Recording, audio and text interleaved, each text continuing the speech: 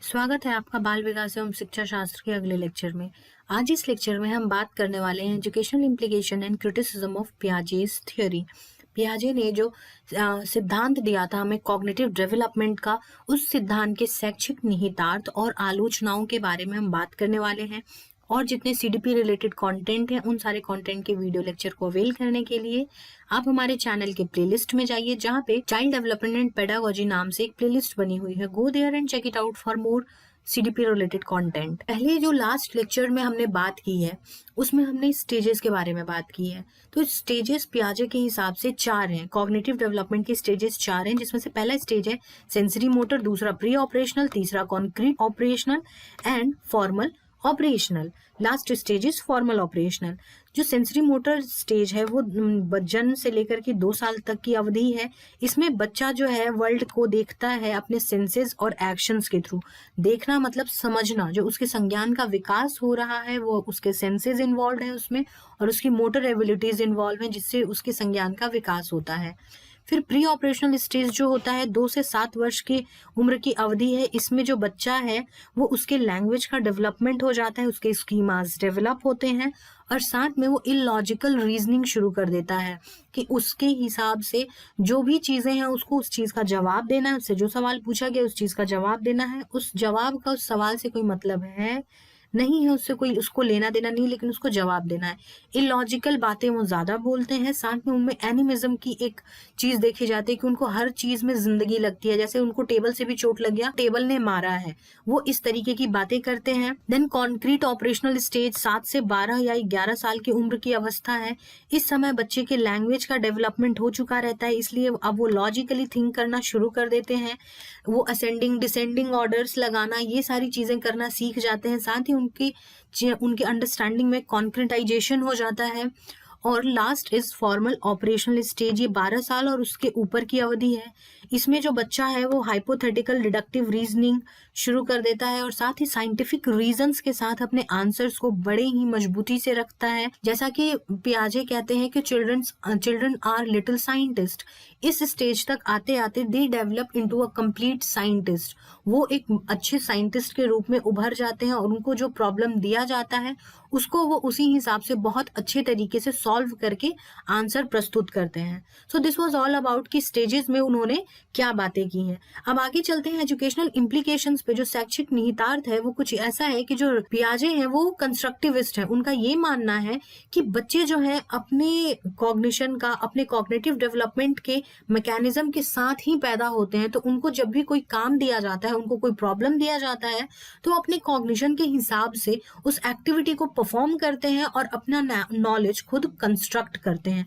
तो जब वो अपना नॉलेज खुद कंस्ट्रक्ट करते हैं, जब वो ऐसी बात करते हैं, तब वो कंस्ट्रक्टिविज्म की बात कर रहे हैं, जिसमें उनका सबसे ज्यादा फोकस होता है रेडिकल कंस्ट्रक्टिविज्म पे।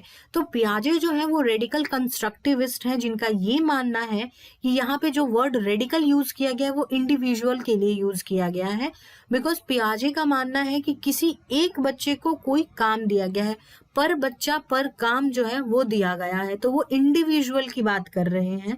इसीलिए इनको रेडिकल कंस्ट्रक्टिविस्ट भी कहा जाता है और ये फोकस करते हैं रेडिकल कंस्ट्रक्टिविज्म पे। तो अब इसको जो टीचर है जो पियाजे को फॉलो कर रहे हैं वो किस तरीके से क्लास में प्रमोट करेंगे, तो वो डिस्कवरी लर्निंग के थ्रू, प्रॉब्लम सॉल्विंग के through, project methods and any activity based method को यूज करके अपने लेसन प्लान में कंस्ट्रक्टिविज्म को, रेडिकल कंस्ट्रक्टिविज्म को प्रमोट करेंगे। जैसे कि प्रोजेक्ट है तो हर बच्चे को अलग अलग प्रोजेक्ट दिया गया है करने के लिए, तो वहां पे वो प्रोजेक्ट करेगा और अपने हिसाब से सीखेगा। तो अब यहाँ पे जब बच्चा अपने से प्रोजेक्ट कर रहा है तो टीचर की क्या भूमिका है, तो टीचर वहां एक फैसिलिटेटर के रूप में है। मतलब कि जब बच्चा इनके पास आएगा कि सर और मैम मुझे नहीं समझ में आ रहा है, तब जो छोटे हिंट्स टीचर ने ड्रॉप किए हैं उस प्रोजेक्ट को बनाने के लिए, वहां पे उन हिंट्स की वजह से टीचर यहाँ फैसिलिटेटर है। यानी कि बस उनको वो सुविधा प्राप्त करने के लिए छोटी छोटी चीजों की मदद से उनको वो बता रहे हैं। साथ ही एजुकेशनल इम्प्लीकेशन का एक सबसे अच्छा इंपॉर्टेंट पॉइंट है कि इंडिविजुअल डिफरेंसेस को पियाजे बहुत अच्छे से समझते हैं और समझाते हैं कि हर बच्चे की अपनी जरूरत है, अपने हिसाब से वो चीजों को करता है और सीखता है, तो इस चीज का टीचर ध्यान रखते हैं और उसी हिसाब से उनको काम दिए जाते हैं ताकि उनका विकास हो सके।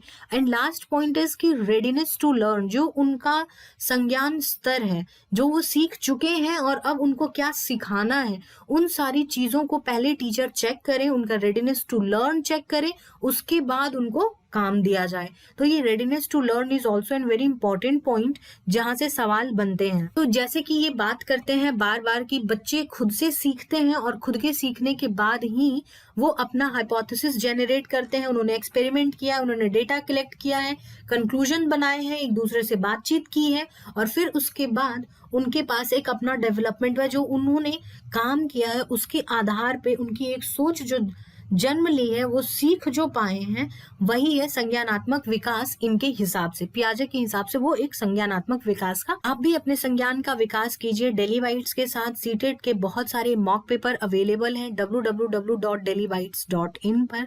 आप वहां जाएं और अपनी परफॉर्मेंस को एक लेवल अप कीजिए। अब उन्होंने दे दी थियरी, लेकिन अब जब थियरी दे दी तो अब उसके बहुत सारे क्रिटिसिज्म्स भी हैं, आलोचनाएं हैं। तो उनमें सबसे ज्यादा एक बड़ा आलोचना कुछ ऐसा है कि उन्होंने कल्चर और सोसाइटी के इन्फ्लुएंस को इग्नोर कर दिया। कंप्लीटली उन्होंने इग्नोर कर दिया कि कल्चर और सोसाइटी से भी हमारे संज्ञान का विकास जुड़ा हुआ होता है। जो जिस कल्चर से आता है, जो जिस सोसाइटी से आता है, उसके कुछ बायसेस पहले से दिमाग में बने हुए रहते हैं। चाइल्ड्स ब्रेन और चाइल्ड्स कॉग्निशन इज नॉट टेबुला रासा। वो टेबुला रासा बिल्कुल भी नहीं है, खाली स्लेट नहीं है। वो बच्चे अपनी कॉग्निशन के साथ, अपने कल्चर और अपने सोसाइटी के साथ, अपने घर से कुछ बाइसेस लेके ही आते हैं। साथ ही उन्होंने इफेक्ट ऑफ ट्रेनिंग को भी इग्नोर कर दिया। अगर ट्रेन किया जाए तो जैसे कि हमने बिहेवियरिज्म में बात की थी, जो बेंड्यूरा ने बात करी थी, पेवलोव ने एक्सपेरिमेंट किया था, वॉटसन ने एक्सपेरिमेंट किया था, जो बिहेवियरिज्म को, कंडीशनिंग को जो प्रूव कर रहे थे, उन लोगों ने इस बात को बहुत ही अच्छे से प्रूव किया है कि ट्रेनिंग के आधार पे हम बहुत सारी चीजें सिखा सकते हैं। तो यहाँ पे पियाजे ने ट्रेनिंग के इफेक्ट को भी इग्नोर कर दिया है। पियाजे ने सिर्फ बायोलॉजिकल मैच्योरेशन को सबसे ज्यादा इंपॉर्टेंस दिया है। पियाजे के अनुसार जो कॉजेज ऑफ कॉग्निटिव डेवलपमेंट है, उसमें सबसे बड़ा रोल उन्होंने एजिंग को दिया है। तो उनके अनुसार जो 15 वर्ष का बच्चा है उसमें और 25 वर्ष के इंसान में, 25 वर्ष का जो व्यक्ति होगा वो ज्यादा अच्छी सोच रखेगा, उसके जो संज्ञान का विकास है वो ज्यादा अच्छा होगा 15 वर्ष की अपेक्षा। लेकिन यहाँ पे वो ये बताना भूल गए हैं कि जो सोसाइटी है, जो उस इंसान का एक्सपोजर है, उस हिसाब से भी उसके संज्ञान का डेवलपमेंट होना होता है। जैसे कि अगर 15 वर्ष के बच्चे ने बहुत सारे दुख तकलीफ जीवन में अपने देख रखा है, तो वो वक्त से पहले मैच्योर हो जाता है, उसके हाव भाव काम करने के तरीके में मैच्योरिटी झलकती है। साथ में अगर 25 वर्ष के व्यक्ति को जीवन में हमेशा सुविधाएं मिली हैं, जो उसने चाहा है वो चीजें मिली हैं, उसको ना का मतलब नहीं पता है, तो वो इन चीजों को नहीं सीख पाया है अभी तक। उम्र कितनी भी हो गई हो, वो अभी नहीं सीख पाया है। ध्यान रखिएगा, growing up has nothing to do with growing old. Growing old is different thing and growing up is different thing. दोनों एक हद तक रिलेटेड है, लेकिन उसके बाद नहीं है। मैच्योरेशन का, कॉग्निटिव ग्रोथ का या कॉग्निटिव मैच्योरेशन का नॉर्मल ग्रोथ से कोई लेना देना नहीं होता। यहाँ पे इस चीज को ये इम्फेसाइज करना इन्होंने अपनी थियरी में एम्फेसाइज नहीं किया है। इन्होंने यूनिवर्सल बताया, इनकी जो थियरी है, जो उन्होंने स्टेजेस दिए हैं, उस हिसाब से दुनिया में कहीं पे भी बच्चा हो, वो वही एक तरीका है जिससे उसके कॉग्निटिव का विकास होता है। उन्होंने स्टेजेस बताए हैं, जबकि हम जानते हैं कि जो डेवलपमेंट होता है वो स्टेजेस में नहीं होता, वो एक डायनेमिक और बहुत ही वाइड प्रोसेस है। और last 2 points are interrelated. उन्होंने बच्चों की एबिलिटी को बहुत ही कम आंका है, अंडर एस्टिमेट किया है, और एडल्ट की एबिलिटीज को ओवर एस्टिमेट किया है। लेट से ये बच्चा है जो आपके स्क्रीन पे आप देख पा रहे हैं, इसके पास ये ब्लॉक्स हैं, लेकिन ये खेलते खेलते देखते देखते इसकी ऐसी ट्रेनिंग हो गई है कि शायद जब कंपटीशन हो कोई, इसको नहीं पता है फिर भी ये, क्योंकि इसने बहुत बार इस ब्लॉक को बना बना के देखा है, तोड़ मोड़ के जोड़ के उसने देखा है, अलग अलग स्ट्रक्चर बना के, तो शायद जिस एडल्ट से उसका कंपटीशन किया जा रहा है उससे कहीं बेहतर तरीके से और कहीं ज्यादा जल्दी ये उस ब्लॉक से एक अच्छी चीज कोई भी बना के प्रस्तुत कर दे। तो ओवर एस्टिमेट कर दिया है उन्होंने बड़ों की एबिलिटी को और अंडर एस्टिमेट कर दिया है बच्चों की एबिलिटीज को। तो ये है वो सारे क्रिटिसिज्म जिनसे कि क्वेश्चंस भी बनते हैं, ध्यान रखिएगा। तब तक के लिए this was it for this video. आप हमारे टेलीग्राम चैनल से भी जुड़ सकते हैं, जिसका लिंक आपको डिस्क्रिप्शन बॉक्स में मिल जाएगा। जाएं वहां जुड़े और नए वीडियोस के अपडेट को प्राप्त करें। और अब आप मुझसे इंस्टाग्राम के थ्रू भी जुड़ सकते हैं, जिसका लिंक आपको डिस्क्रिप्शन बॉक्स में मिल जाएगा। Until then, stay tuned, stay connected to daily whites. God bless you all.